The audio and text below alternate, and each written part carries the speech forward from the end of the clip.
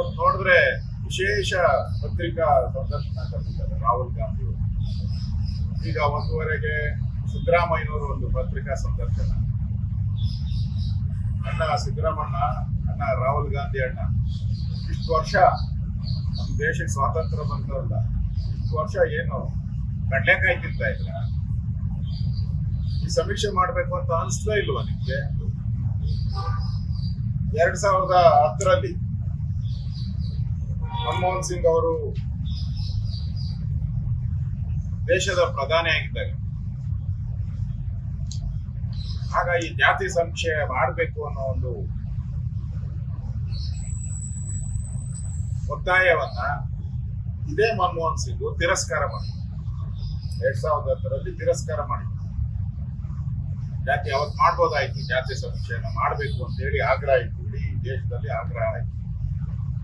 ಅವಾಗ ಮನಮೋಹನ್ ಸಿಂಗ್ ಅವರು ಇದನ್ನ ನಾನು ತಿರಸ್ಕಾರ ಮಾಡಿದ್ದೀನಿ ಅಂತ ತಿರಸ್ಕಾರ ಮಾಡಿಬಿಟ್ಟು ಒಂದು ಸಮಿತಿ ನೇಮಕ ಮಾಡಿ ಬಿಟ್ಬಿಟ್ರು. ಈಗ ಸಿದ್ದರಾಮಯ್ಯನವರು ಅಂತೂ ಇಂತೂ ಕೇಂದ್ರ ಸರ್ಕಾರಕ್ಕೆ ಬುದ್ಧಿ ಬರ್ತಲ್ಲ ಅಂತ ಹೇಳ್ಬಿಟ್ಟು ಇವತ್ತು ಕಾಮೆಂಟ್ ಮಾಡಿದ್ದಾರೆ. ಸನ್ಮಾನ್ಯ ಸಿದ್ದರಾಮಯ್ಯನವರೇ, ಅಂತೂ ಇಂತೂ ಬುದ್ಧಿ ಕಾಂಗ್ರೆಸ್ ಅವ್ರು ಬಂತಲ್ಲ ಅಂತ ಕೇಳ್ಬೇಕು. ಇಷ್ಟು ವರ್ಷ ನೀವು ಈ ಒಂದು ಜಾತಿ ಸಮೀಕ್ಷೆಯನ್ನ ಮಾಡದೆ ಮೋಸ ಮಾಡಿದ್ರು. ನಿಮ್ಮವ್ರು 6 ಜನ ಪ್ರಧಾನಮಂತ್ರಿಗಳಾಗಿದ್ದಾರೆ.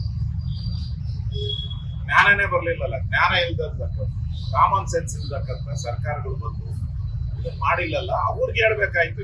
ಅಂತೂ ಇಂತೂ ಬುದ್ಧಿ ಬಂದಿದ್ದು ಕಾಂಗ್ರೆಸ್ ಅವ್ರಿಗೆ ಸ್ವಾಗತ ಮಾಡಿರೋದಕ್ಕೆ ನಾವು ಹೇಳ್ಬೇಕು.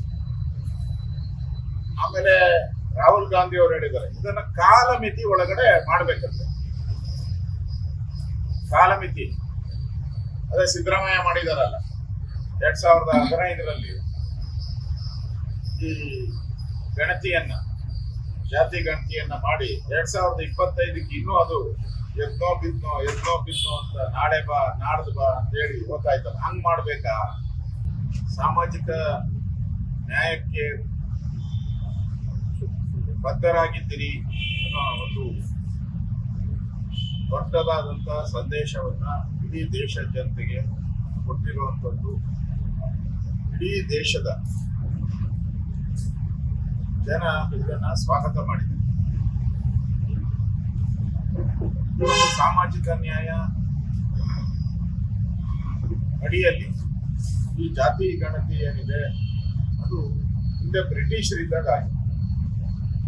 1937-38 ಇಸ್ವಿ 1931ನೇ ಇಸ್ವಿಯಲ್ಲಿ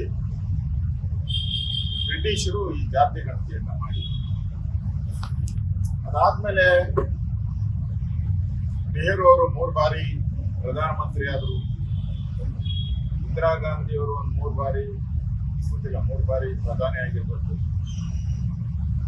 ಅದಾದ್ಮೇಲೆ ಅವರ ವಂಶದ ಕುಡಿ ರಾಜೀವ್ ಗಾಂಧಿ ಪ್ರಧಾನಿ.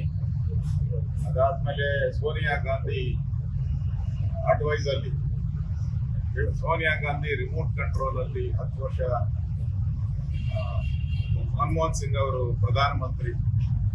ಇಷ್ಟಾದ್ರೂ ಕಾಂಗ್ರೆಸ್ ಅವರು ಒಂದು ಜ್ಞಾನ ಬರಲಿಲ್ಲ. ಈ ಒಂದು ಜಾತಿ ಸಮೀಕ್ಷೆ ಮಾಡಬೇಕು, ಸಾಮಾಜಿಕ ನ್ಯಾಯ ಕೊಡಬೇಕು, ದುಡಿತಕ್ಕೆ ಒಳಗಾದವರಿಗೆ ಅನ್ಯಾಯ ಆಗ್ತಾ ಇದೆ.